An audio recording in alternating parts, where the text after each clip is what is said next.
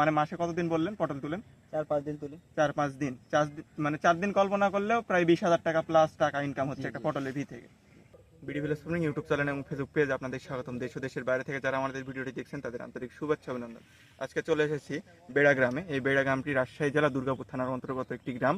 তাহলে পটল চাষ নিয়ে আজকের এই ভিডিও, পুরো ভিডিওটির সাথেই থাকবে। ভাই আপনার নাম? মোহাম্মদ সাব্বির হোসেন। আপনার বাসার লোকেশনটা যদি দিতেন। আচ্ছা, রাজশাহী দুর্গাপুর থানা বেড়া গ্রাম। আপনি পটল চাষের সাথে কতদিন ধরে জড়িত আছেন? অনেক দিন ধরে। অনেক দিন, প্রায় কত বছর হবে? তাও 5-7 বছর। 5-7 বছর। পটল চাষে লাভ কেমন? লাভ আছে অনেক। সপ্তাহে আমরা 3-4 দিন তুলি আর কি। কতগুলো করে উঠে পটল? 5-7 মণ। 5-7 মণ করে প্রতিদিন উঠা যায় আর কি সপ্তাহে। জি এই মাস শেষে আপনারা 3-4 বার হারভেস্ট করেন এভাবে? জি। কত টাকার পটল বিক্রি হয় এভাবে? 1000 টাকা মন হলেও 5-7 হাজার টাকা। 5-7 হাজার টাকা একটা দিনে আর কি আসে। তাহলে আপনারা হাটে মানে মাসে কতদিন বললেন পটল তুলেন?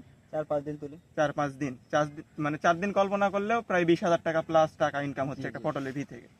এখানে আপনার কত বিঘা জমির উপর পটল রয়েছে? 1.5 বিঘা। 1.5 বিঘা জমির মতো পটল রয়েছে। ভাই এই পটল চাষের উপযুক্ত সময়? আমরা 7 মাসের পরে আপনার আলু তোলার পরে আর কি হ্যাঁ, পটল চাষ করি। আলু তোলার পরে লাগিয়ে দেন। হ্যাঁ হ্যাঁ। এটা কি সারা বছর চাষ করা যায়? হ্যাঁ, 12 মাস। 12 মাসই চাষ করা যায়। আপনি এটা কখন আপনি চাষ করেছেন? আমরা এই যে আপনার আলু তোলার পরে। আলু তোলার পরে এটা কতদিন পর্যন্ত রাখবেন এভাবে? আবার কয়দিন পর ভেঙে দেবো, যে আলু লাগাবো আবার। আলু লাগানোর সময় ভেঙে দেবেন, আবার নতুন করে পরে আলু তোলার পর আবার লাগিয়ে দিবেন। জি। এই পটল চাষ আসলে কিভাবে জমি প্রস্তুত থেকে চারা দিতে হয় শুরু থেকে যদি একটু বলতেন। মাটিতে চারা দেওয়ার পরে নিয়মিত পানি দিতে হয় প্রতিদিন। নিয়মিত পানি দিতে হবে, সার বিষ এক্সট্রা কোনো যত্ন? না, আপনি বানে ওঠা পর্যন্ত কোনো সার বীজ দেওয়া লাগে না। মানে বানে উঠা পর্যন্ত কোনো যত্ন নেওয়ার দরকার পড়ে না? হ্যাঁ, যত্ন না, এই যে পানি দিতে হয়, নিয়মিত পানি দিতে হয়, মানে স্বল্প পরিমাণ যত্ন নিলে হয়ে যাবে। জি, জি। এই বান কতদিন পর করার প্রয়োজন হয়? আপনার গাছ যখন উপযুক্ত সময় হয়ে যায় বানে ওঠার, তখন- মানে একটা সময় এত মাস লাগে, হ্যাঁ। 3-4 মাস এরকম? না না, অতদিন লাগে না। মানে কতদিন লাগে যদি পারফেক্ট একটু একদিনে বলতেন? 1.5 মাস। 1.5 মাস। 1.5 মাসে আপনারা বান করে দিতে পারবেন। হ্যাঁ, জি। তারপর থেকে কতদিন পর ফল ধরা শুরু হবে? আপনার মাস খানেকের মধ্যে হয়ে যাবে। মাস, মানে বান করার 1 মাসের ভিতর ফল ধরা শুরু হয়ে যাবে। শুরু হয়ে যাবে। তারপরে এভাবে চলতে থাকবে আলু লাগানো পর্যন্ত। আলু লাগানো পর্যন্ত। আপনি 1.5 বিঘা জমিতে রয়েছে, আপনি বললেন পটল রয়েছে, আসলে পটল চাষে লাভ কেমন? মানে আমার দর্শকেরা যদি লাগাতে চায় তাহলে কি তারা লাগাতে পারবে? জি, লাগাতে পারবে। ভাই এই পটলে আসলে কীটনাশক দেওয়া লাগে কেমন? কৃষক দেওয়া লাগে। মানে রোগ বালাইটা কি কি রোগ বালাই হয়ে থাকে? রোগ বালাই বলতে আপনার পোষানি লাগে। পচানি, এটা ফল পচানি না গাছ পচানি? গাছ পোষানি। গাছ পচানি। আপনার কি বিষ স্প্রে করেন? বিষ আমরা সিনজেন্টারে বীজ দিই। সিনজেন্টার বিষ। এটা কতদিন পর পর স্প্রে করা লাগে? আপনার পোষানি যতদিন থাকবে। মানে পচানি যতদিন থাকবে ততদিন বিষ স্প্রে করতে হবে। পচানি শেষ, তারপরে বিষ শেষ। সার কেমন দেওয়া লাগে জমিতে? সার দেওয়া লাগে অনেক। মানে ফল হারভেস্ট করার কতদিন পর পর সার দেন? সপ্তাহে মানে একবার দেওয়া লাগে। সপ্তাহে একবার। একবার। আপনার বললেন শুরুতে বান করার 1 মাসের ভিতর ফল ধরা শুরু। ফল ধরার সাথে সাথে কি সার প্রয়োগ শুরু হবে? জি জি মানে হাতে হাতে সার প্রয়োগ শুরু, জি। তারপর থেকে সার পাউস এগুলো চলবে। জি।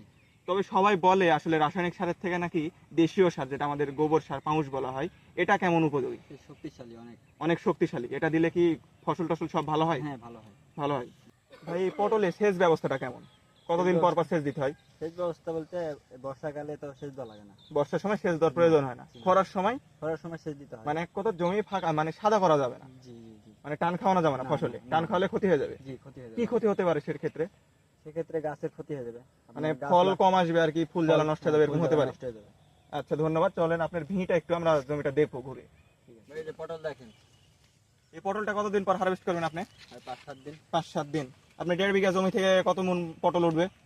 8-10 মণ পটল তো উঠবে। 8-10 মন পটল উঠবে। এটা একদিনের জি, একদিনের। প্রায় 1000 টাকা মন গেলে আপনি একদিনে 10 থেকে 15,000 টাকা ইনকাম করছেন। জি এটা তো খুব একটা লাভবান ফসল, চাইলে সবাই করতে পারবে। জি, সবাই করতে পারবে। তো এটা চাষে কি আপনার কোনো গোপন টিপস রয়েছে? না না। মানে নরমালি যত্ন বা সার্ভিস প্রয়োগ করলে সবাই পটলে হ্যাঁ, সফলতা পাবে। সবাই করতে পারবে। তো দেখছি, আসেন আমার সাথে একটু আপনার পটলের ভিটা ঘুরে দেখি। পটলে আসলে নিচে আপনার কোনো ইয়ে নাই, ঘাসগুলো নাই, আসলে ঘাস নিড়ানি ব্যবস্থাটা কেমন রাখা উচিত? পটলে ঘাস আপনার ভিড়ের ভিতরে ঘাস হলে আমরা পরিষ্কার করে দিই আর কি। পরিষ্কার করে দিতে হবে।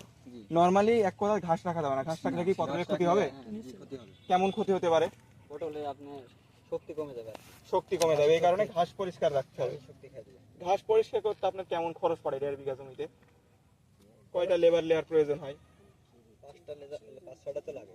5-6টা লাগে। 5-6টা এলে আপনার ঘাস সকল পরিষ্কার, এই কারণে ঘাস পরিষ্কার রাখতে হবে। জি, পরিষ্কার রাখতে হবে। আচ্ছা ভাই, ধন্যবাদ। আবার দেখা হবে কোনো একদিন। আসসালামু আলাইকুম।